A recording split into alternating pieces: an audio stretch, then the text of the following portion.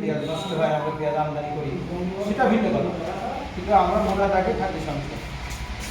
এরপরে আমরা যখন দেখলাম যে আমাদের কৃষিকে আসলে শুধু খাদ্যে খেয়ে পরে বেঁচে থাকা খোরপোশের কৃষি থাকলে হবে না, আমাদের কৃষিকে বাণিজ্যিক করতে হবে, মানে কৃষিকে ব্যবসা হিসেবে নিতে হবে। সেদিকে আমরা এগিয়ে গেলাম। এখন আল্লাহর রহমতে বাংলাদেশে অনেক কৃষক আছে যারা কৃষি উদ্যোক্তা আছে না, আপনাদের পরিচিতি আছে।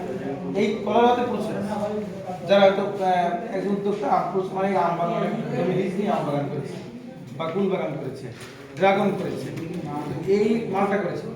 তার মানে আমরা কিন্তু মোটামুটি বাণিজ্যিক কৃষিতে এগিয়ে গিয়েছি। কিন্তু আমরা দেশের পাশাপাশি পৃথিবীর উন্নতির সাথে সাথে আমরা কিন্তু একটা জায়গায় উন্নতি লাভ করতে পারি, সেটা হলো আমাদের খাদ্যের উপাদানের প্রতি আমাদের যে কনসাসনেস, সচেতনতা। মানে আমরা আসলে কী খাচ্ছি, আমার দেহের কতটুকু প্রয়োজন, কী প্রয়োজন।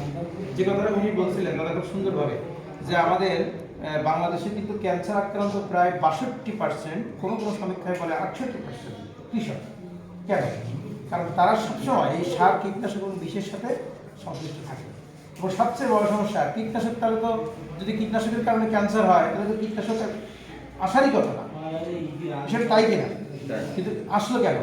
এর ব্যবহারের নিয়ম আছে, এর একেবারে ব্যবহারের যে নিয়ম আছে সেটা মেনে যদি আমরা ব্যবহার করি তাহলে পুষ্টি সংবেদনশীল মাল্টি স্টেকহোল্ডার প্ল্যাটফর্ম গঠন, এই কথাটাও একটু নতুন বা একটু সহজে মনে রাখা একটু কঠিন। ওই জন্য আমরা ব্যাকেটে লিখে দিয়েছি পুষ্টি কমিটি, ইউনিয়ন পুষ্টি কমিটি। এই কথাটা মনে রাখতে হবে, ইউনিয়নের একটা পুষ্টি কমিটি।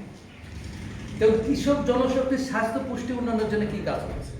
কৃষক জনশক্তির স্বাস্থ্য পুষ্টি উন্নয়নের জন্য আমরা যে 14টা উপজেলাতে কাজ করতেছি, এই 14টা উপজেলাতে যতগুলা agriculture sub assistant agriculture officer আছে, আমাদের টার্গেট আছে যে 1500 সাব অ্যাসিস্ট্যান্ট এগ্রিকালচার অফিসারকে আমাদের 2 দিনের একটা বেসিক ট্রেনিং আমরা দিচ্ছি।